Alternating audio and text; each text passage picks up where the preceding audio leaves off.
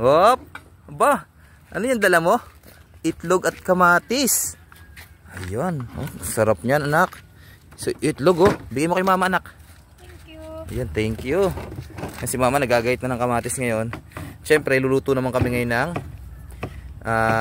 kamatis na may itlog. Siyempre, masarap din yan. Talagang hindi nakakapanawang kainin. Ayan, favorite na favorite ko yan. Kamatis na may itlog. Kairos, ano, lingas na ba yung apoy natin dyan? So, ayan, nagpapalingas na kami ng apoy doon. At habang ang aking misi nagagayat ng kamatis. At yung itlog, anak, ano yung itlog? Akin na, baka mabasag pa. Nako. Yan. Laro tayo, laro. Sarap yan. Kamatis na may itlog. Talagang quality. Ang sarap na pagkain. Hindi nakakapanawa.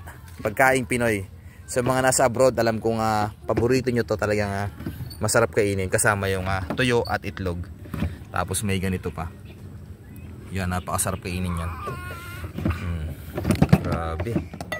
Talagang makapakain ka ng marami nito kahit na bukas ka na mag-diet. Kasi yung lasa niyan talagang panalong panalo. Paborito ng anak ko yan. Tsaka yun, oh. Tsaka ito. Ito, natapon yung asin. Ito, tinapon yung asin. Ala, pero meron pa naman natira. Okay lang yan.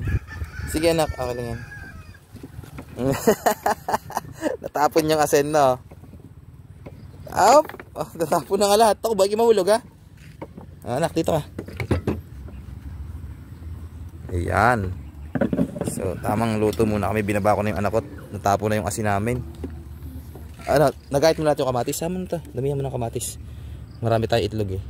Yan, okay na yan. Tapos, isa pang kamatis yan. Yan.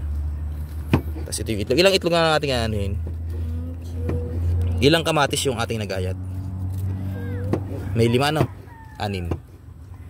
5, 6? Nabilang. Hindi na nabilang. So, ito yung itlog, 4, 1, 2, 3, 4. Pwede na yan. Gusto na gusto yan. Tama-tama na sa amin yan. So, ayan. Napakasarap kumain talaga. Talagang, saka na tayo magdadayat pagka ganitong nasa ilalim ka ng puno kakain. Yan. Tapos, syempre, yung lutuan natin. Ito, naka-ready na. Ayan. At yung mga anak ko, ginugutom ko yan. Pero, met-mera ng kuha eh. Hindi nagugutom mo. May chocolate agad hawak. Chocolate na naman. Para tayo makakain ng marami niyan.